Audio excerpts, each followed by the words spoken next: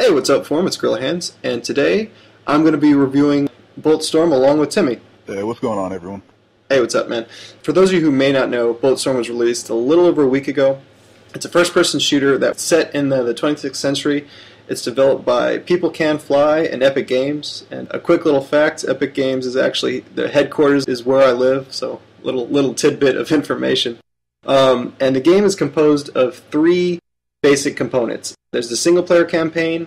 There's kind of a score attack mode, which is called Echo Mode, which allows you to replay different sections of the game to try to get new high scores. And then there's finally the multiplayer aspect called Anarchy, which is similar to kind of the Horde modes from Gears of War 2 or Zombies in World at War and Black Ops. So, general thoughts. Let's go ahead and dig into the stuff that I thought was good about this game. I mean, graphically, what did you think? I thought they were great. I mean, it's built on the newest version of the Unreal Engine, which everyone knows is, an engine that puts out great quality graphics, especially when used right. And for this type of a game, it's what it was made for. It's over the top at times, but it does everything in great detail. And visually, the game is great, in my opinion. No, yeah, I have to agree. If you compared it to Gears of War 2, I think Gears 2 looks a little better, but there's not a huge difference, I think. I mean, what they're trying to accomplish in Bulletstorm, I think they're doing very well. The only one thing I noticed with the Gears of War 2, sometimes the textures would take a little while to render out once the game starts. I didn't notice that at all. There was no kind of render delays or texture delays in this game. I haven't seen anything like it. Yeah. The only issue I noticed graphically, there were some issues with the hair physics in certain cutscene animations, but I mean, that's not going to affect the overall, for me, it doesn't affect the overall appeal of the game. So, I mean, overall, the graphics are great. I really liked it. Then the next thing now, the single player, which clocks in at around anywhere from 6 to 8 hours, depending on the difficulty that you're playing. What was your opinion of the storyline? Well, to be honest, I haven't quite finished it up yet, but from what I've played, it's a great story. It's action-packed from the beginning. You get drawn in real quick.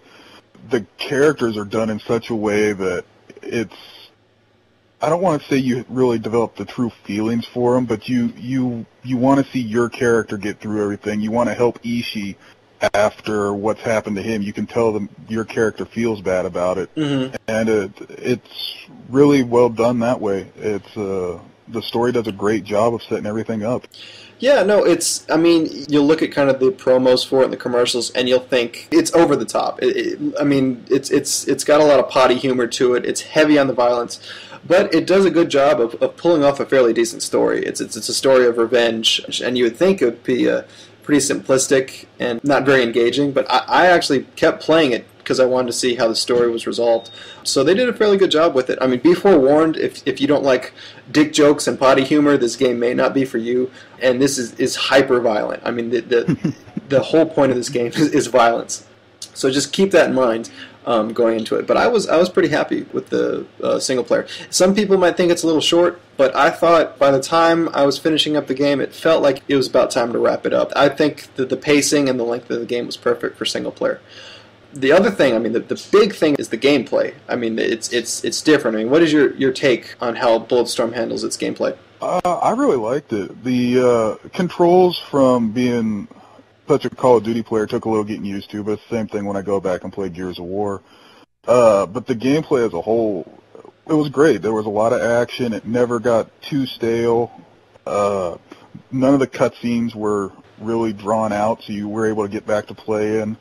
And then, there was honestly great humor in it. I may be a little immature and liking some of the humor that's in it, but it was funny, and it's different than what you see in all these other games. So it had a lot of good things going with the gameplay, and when you throw in things like the leash, it's something you don't see in other games. It's unique, and that's always a good thing. Yeah, that's what I really wanted to get to, is you get points based on how you kill people. And there's, I think, close to 130, 140 different ways you can finish people off. So the leash, it's kind of like the Scorpion's little get-over-here method where he can grab people and pull them towards you. And you can do a variety of different combos to finish people off. And you also have the slide, and you have, I think, maybe 8 different weapons, and they all have charge shots. So you have a plethora of methods to take people out. It's pretty ridiculous. It's different from what I've ever seen before. I mean, if you have ADD, then this is the perfect game for you because you're getting hit with neon-colored scores every 2 seconds. You're moving at 100 miles an hour, so gameplay is fast and intense. With all that being said, though, there were a couple issues that I had with the game. There's only 3 modes, like I said before. There's the single player, there's the Echo, and the Anarchy. And the Echo is basically a score attack mode where you replay different sections of the game and you try to beat your high score by getting different kills and combination kills. Those Echo modes are just rehashes of the single player, so you're doing something you did all over again. I mean, if you're into score attack mode, then that might be perfect for you. But for me, it wasn't all that engaging. 3 or 4 times going into it. And then the Anarchy mode, which is a co-op mode, where basically it's still the same thing. It's a score attack where you go through waves and waves of enemies with friends. That again, once you've played all the other modes, you've already seen a majority of the skill shots, and you're kind of doing them all over again. There's not a whole lot of variety once you get to that point. I mean, that's the biggest issue I had with the game, is there's not a whole lot of content beyond what I've mentioned so far. Are there any negatives that you can see with the game, Timmy? Not a whole lot. I mean, I agree with what you're saying to an extent, and also slightly disagree. Echoes mode, it's definitely, it's not my favorite mode. It's one of those modes that unless you have a friends list full of guys playing Bulletstorm, you're not going to get any enjoyment out of it because you're not really competing with anyone. Mm-hmm. So you might as well just replay the story, up the difficulty, maybe get the couple achievements you missed. Anarchy's fun. To me, you get 3 or 4 guys. It's fun to an extent. It does get slightly boring after a while. That's why I think there's only 20 levels to each of the maps, so keep it from going too far. Mm-hmm. But it's the same way I look at Horde and Zombies from other games. It's fun for a break. Mm-hmm. So that's great. And I know there are a lot of people who are upset that there is no competitive multiplayer in the traditional sense.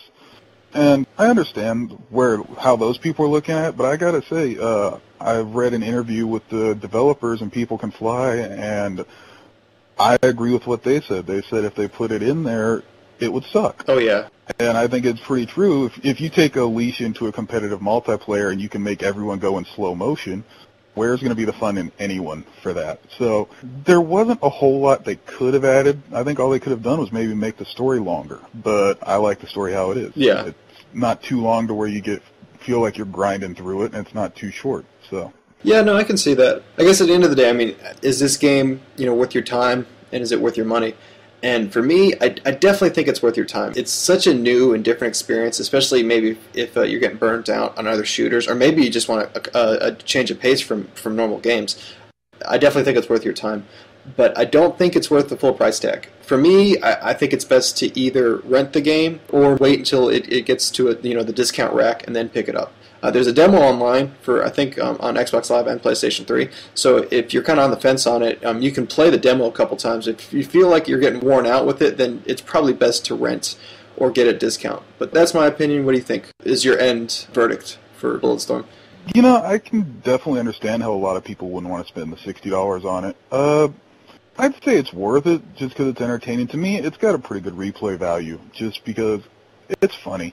It's fun to just mess around and see what you can come up with.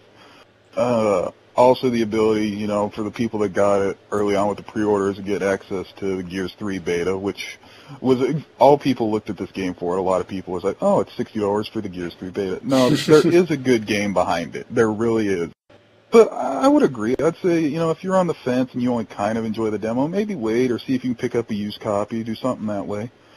But if you're really into it, you got a list of guys, the $60 there's a lot worse games for $60 than Bulletstorm. Yeah, oh yeah, definitely. Well, I appreciate you letting me know your opinions. Let me know in the comments what you guys think about Bulletstorm. And as always, guys, take it easy.